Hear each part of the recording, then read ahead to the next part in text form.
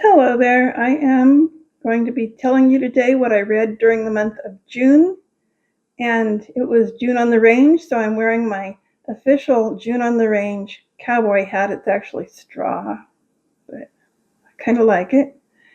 Anyhow, during the month of June, I read 6 Western novels, and I read 2 memoirs that were not Western novels. The first one I finished was Flint by Louis L'Amour.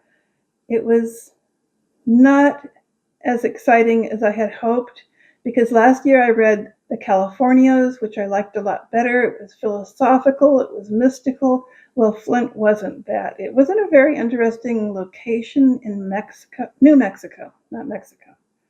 It was in New Mexico and in the lava beds, and I thought it was an interesting location I had never heard of before, but there was just a lot of guns and even fist fighting in that novel. So the next novel that I finished, I don't know if you would consider this a Western or not, but I'm counting it as a Western anyhow. It's Oh Pioneers by Willa Cather.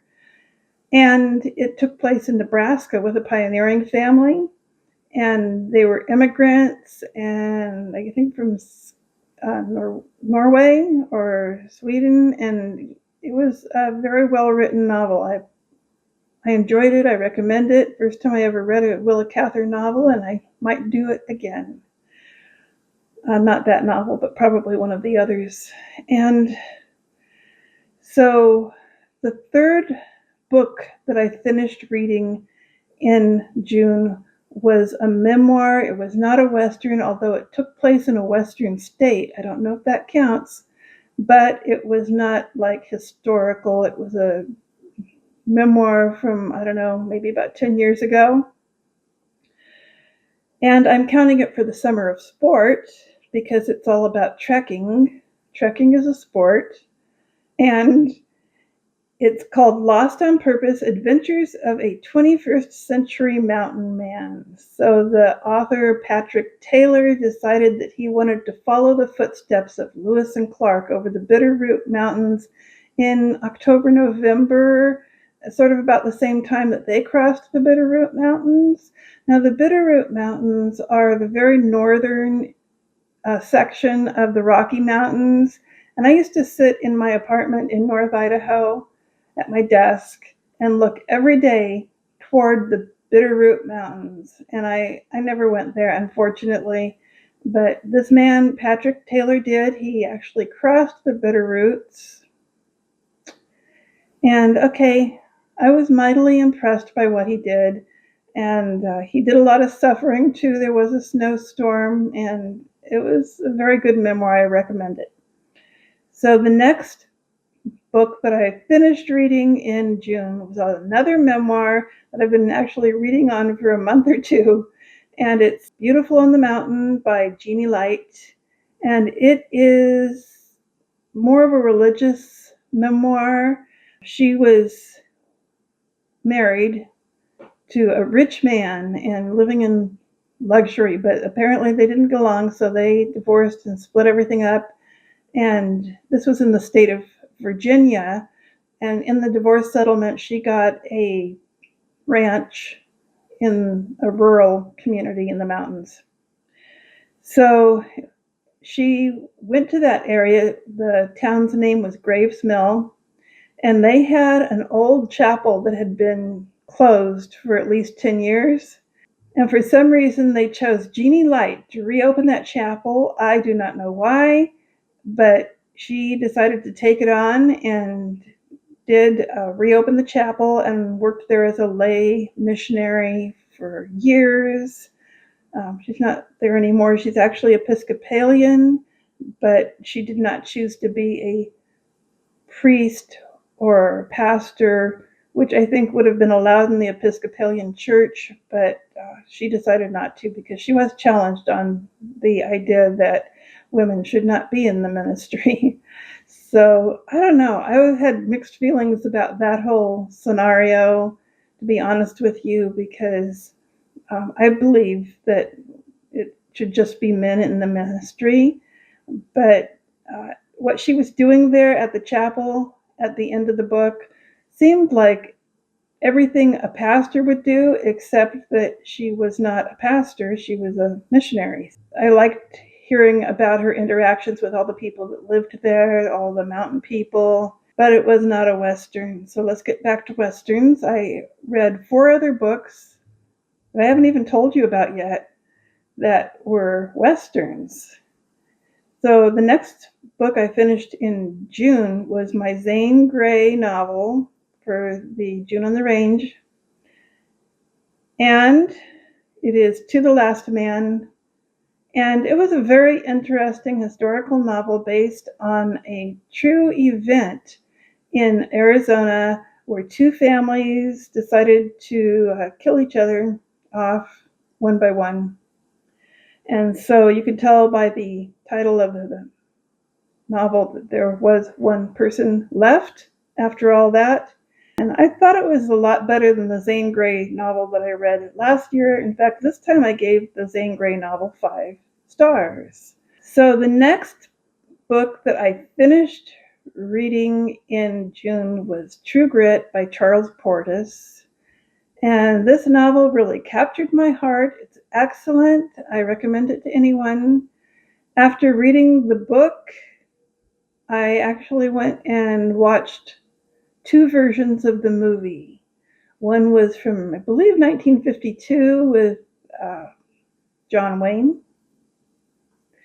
and the other version was from 2010. So neither one followed the book exactly, but they were both pretty close. What happened in the book was that a 14-year-old girl, who is the point of view character for the entire novel, she wanted to revenge the murder of her father, so she wanted to hire a man with true grit to go after the murderer.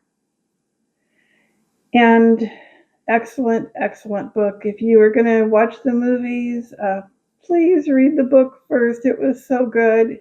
It really was. The next book that I finished reading is one that I didn't expect to read. It's by an author named Rick Bass, who I'd never even heard of before at the start of June.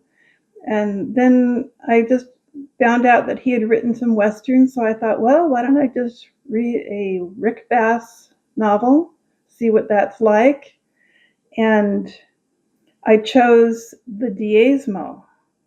The Diezmo is historical fiction based on a true event that I had no knowledge of prior to reading this novel. So it was very interesting to me. It was about a group of soldiers from Texas who went to the Mexican border and entered a town down there in Mexico to get provisions. And the army was there, the Mexican army was there. So there was some fighting back and forth. I would say that the soldiers from Texas were not innocent, although most of them were teenagers. There was some terrible fighting, and what happened was they were greatly outnumbered by the Mexican army, and they decided to surrender. So they started being marched south. When they surrendered, I guess they thought they were going to be allowed to just go back to Texas, San Antonio, where they came from. This was in 1842. A few years after the Alamo disaster.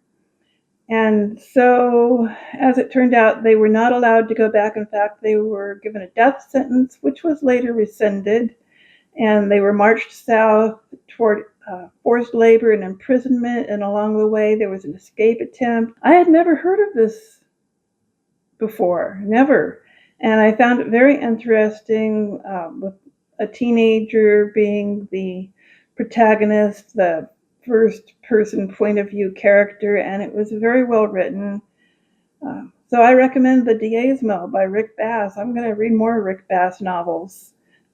And then the last one that I finished during the month of June was one that I read most of the month because it was a really slow moving book, The Oxbow Incident by Walter Van Tilburg Clark. And it was an excellent novel. It was philosophical, but it was so slow moving. I ended up only giving it 4 stars at Goodreads just because it was so slow. Like in the novel, in fact, I have that novel right here.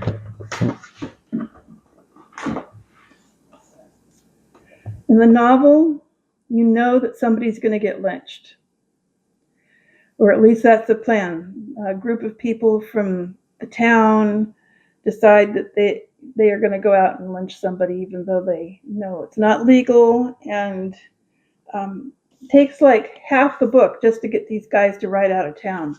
The first half of the book was all philosophizing about whether or not that should be done, with some characters in favor of lynching and some of them um, trying to play the moral high ground. And so uh, it was really, really slow reading through all of that. But then halfway through, they finally trot out of town on their horses and go look for the men that they think might have killed somebody. And I gave it 4 stars. It is considered a classic. A lot of people really love this book, but for me, it was just really hard to get through. Although I think worth reading at least once in a lifetime.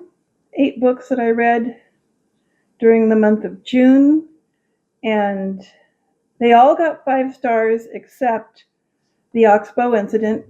I took off a star because it was slow moving, and I took off 2 stars from Flint just because it was not the kind of Western I had hoped. So, pretty good reading month. I'll get back to you in another video.